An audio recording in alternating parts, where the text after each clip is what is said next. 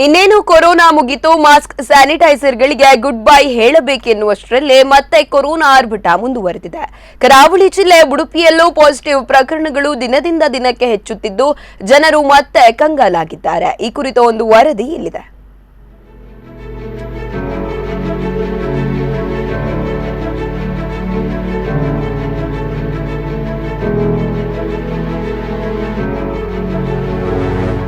ಉಡುಪಿಯಲ್ಲಿ 4 ದಿನದಿಂದ ಕೊರೋನಾ ಸೋಂಕಿತರ ಸಂಖ್ಯೆ ಹೆಚ್ಚಳವಾಗುತ್ತಿದೆ. ಮಣಿಪಾಲ ಕ್ಯಾಂಪಸ್ನಲ್ಲಿ ಒಟ್ಟು 95 ಕೇಸುಗಳು ಪತ್ತೆಯಾಗಿವೆ.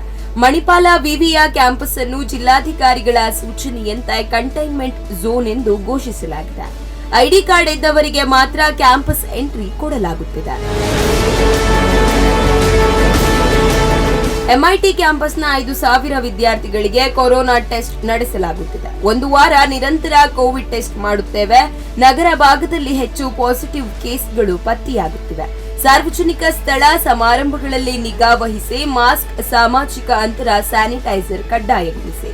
ಉಡುಪಿಯಲ್ಲಿ ಕೊರೋನಾ 2ನೇ ಅಲೆ ಮರುಕಳಿಸಲು ಅವಕಾಶ ಕೊಡಬೇಡಿ ಎಂದು ಉಡುಪಿ ಡಿಎಚ್ಒ ಡಾಕ್ಟರ್ ಸುಧೀರ್ ಚಂದ್ರ ಸೂಡ ವಿನಂತಿ ಮಾಡಿದ್ದಾರೆ. ಜಿಲ್ಲೆಯಲ್ಲಿ ಈಗ 4 ದಿನದಿಂದ ಒಂದು ಸ್ಟ್ಯಾಟಿಸ್ಟಿಕ್ಸ್ ನೋಡುವಾಗ ಎಸ್ಪೆಷಲಿ ಮಣಿಪಾಲದ MIT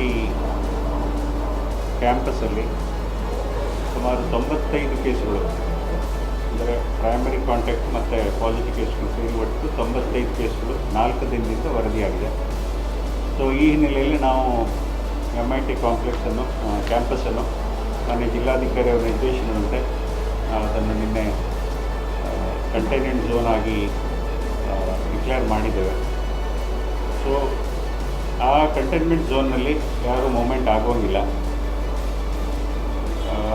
ಮತ್ತು ಅಲ್ಲಿರುವ ವಿದ್ಯಾರ್ಥಿಗಳೇನಿದ್ದಾರೆ, MIT ಕ್ಯಾಂಪಸ್ಸಲ್ಲಿರುವ ವಿದ್ಯಾರ್ಥಿಗಳು, ಅವರಿಗೆಲ್ಲರಿಗೂ ನಾವು ಟೆಸ್ಟ್ ಮಾಡುವಂಥ ಒಂದು ಕಾರ್ಯಕ್ರಮವನ್ನು ಇನ್ನು 4-5 ದಿನದಲ್ಲಿ ಅವರಿಗೆಲ್ಲರಿಗೂ ಟೆಸ್ಟ್ ಮಾಡುವ ಕಾರ್ಯಕ್ರಮವನ್ನು ನಾವು ಮುಗಿಸ್ತೇವೆ. ಇನ್ನು ಜಿಲ್ಲೆಯ ಹೆಚ್ಚಿನ ಇದು ನೋಡುವಾಗ ಉಡುಪಿ ತಾಲೂಕಲ್ಲಿ ಜಾಸ್ತಿ, ಅರ್ಬನ್ ಇದರಲ್ಲಿ ಜಾಸ್ತಿ ಬರ್ತಾ ಇದೆ. ಸೊ ಈ ನಿಟ್ಟಿನಲ್ಲಿ ನಾವೀಗ ನಮ್ಮ ಜಿಲ್ಲೆ ಜನರಲ್ಲಿ ಒಂದು ಮನವಿ ಏನಂದರೆ, ತಾವುಗಳು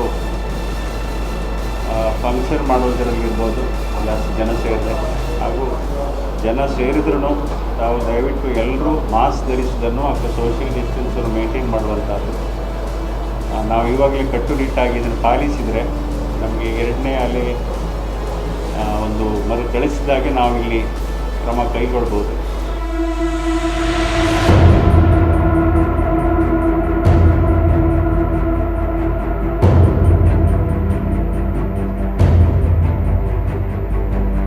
ಜಿಲ್ಲಾಧಿಕಾರಿಗಳ ನೇತೃತ್ವದಲ್ಲಿ ಜಿಲ್ಲಾಡಳಿತ, ಪೊಲೀಸ್ ಇಲಾಖೆ, ವೈದ್ಯಾಧಿಕಾರಿಗಳ ಸಭೆ ನಡೆಸಲಾಗಿದೆ.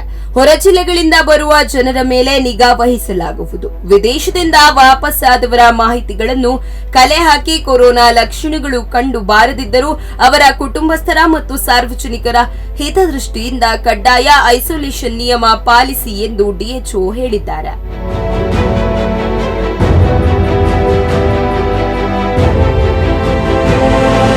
ನಿಮ್ಮೆಲ್ಲರಿಗೂ ಗೊತ್ತಿದೆ, ಜಿಲ್ಲೆಯಲ್ಲಿ ಈ ತಿಂಗಳ ಮೊದಲ ಭಾಗದಿಂದ ಇಲ್ಲಿಯವರೆಗೆ ಸಾಕಷ್ಟು ಪ್ರಕರಣಗಳು ಹೆಚ್ಚಾಗ್ತಾ ಇರೋದನ್ನ ನಾವು ನೋಡಿದ್ದೀವಿ.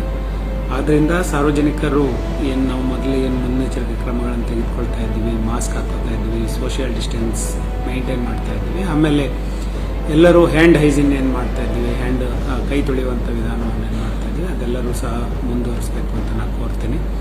ಆಮೇಲೆ ಸಾರ್ವಜನಿಕರು ಎಲ್ಲವೂ ಓಪನ್ ಇರೋದ್ರಿಂದ ಎಲ್ಲ ಕಡೆಗೆ ಸಾರ್ವಜನಿಕ ಸ್ಥಳಗಳಿಗೆ ಹೋದಂಥ ಸಂದರ್ಭದಲ್ಲಿ ಇವೆಲ್ಲ ಕ್ರಮಗಳನ್ನು ಮುಂದುವರಿಸಬೇಕು. ಇತ್ತೀಚಿನ ದಿನಗಳಲ್ಲಿ ಈಗ ನೋಡ್ತಾ ಇದ್ದೀವಿ, ನಾವು ಇತ್ತೀಚೆಗೆ MIT ಕ್ಯಾಂಪಸ್ನಲ್ಲಿ, ಮಣಿಪಾಲ್ ಇನ್ಸ್ಟಿಟ್ಯೂಟ್ ಆಫ್ ಟೆಕ್ನಾಲಜಿ ಇದೆ, ಆ ಕ್ಯಾಂಪಸ್ನಲ್ಲಿ ಸೋಂಕು ದಿನೇ ದಿನೇ ಹೆಚ್ಚಾಗ್ತವೆ ಕಂಡು ಬರ್ತಾ ಇದೆ. ಮೊನ್ನೆ 25 ಪ್ರಕರಣಗಳು ಕಂಡು ಬಂದಿದೆ, ನಿನ್ನೆ 27 ಪ್ರಕರಣಗಳು. ಜಿಲ್ಲೆಯಲ್ಲಿ ಕಂಡುಬರುತ್ತಿರುವಂಥ ಪ್ರಕರಣಗಳಲ್ಲಿ ಅತಿ ಹೆಚ್ಚಿನ ಸಂಖ್ಯೆಯ ಪ್ರಕರಣಗಳು MIT ಕ್ಯಾಂಪಸ್ನಲ್ಲಿ ಕಂಡು ಬರ್ತಾ ಇದೆ. ಆದ್ದರಿಂದ ಈಗಾಗಲೇ MIT ಅಧಿಕಾರಿಗಳು ಮತ್ತು ಆರೋಗ್ಯ ಇಲಾಖೆ ಎಲ್ಲ ಅಧಿಕಾರಿಗಳನ್ನು ಕರೆದು ಸಭೆಯನ್ನು ಮಾಡಿದ್ದೇನೆ.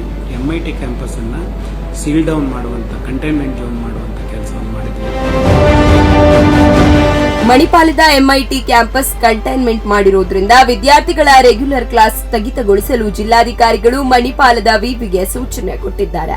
ಆನ್ಲೈನ್ ತರಗತಿಗಳನ್ನು ತೆಗೆದುಕೊಳ್ಳಲು ಆದೇಶಿಸಿದ್ದಾರೆ. ಕ್ಯಾಂಪಸ್ನಲ್ಲಿರುವ ವಿದ್ಯಾರ್ಥಿಗಳು ಹೊರ ಹೋಗಬಾರದು, ಸಾರ್ವಜನಿಕರ ಜೊತೆ ಬೆರೆಯಬಾರದು ಎಂಬ ಖಡಕ್ ಎಚ್ಚರಿಕೆ ರವಾನಿಸಲಾಗಿದೆ. ನ್ಯೂಸ್ ಡೆಸ್ಕ್, ಸ್ಪಂದನ ಟಿವಿ, ಉಡುಪಿ.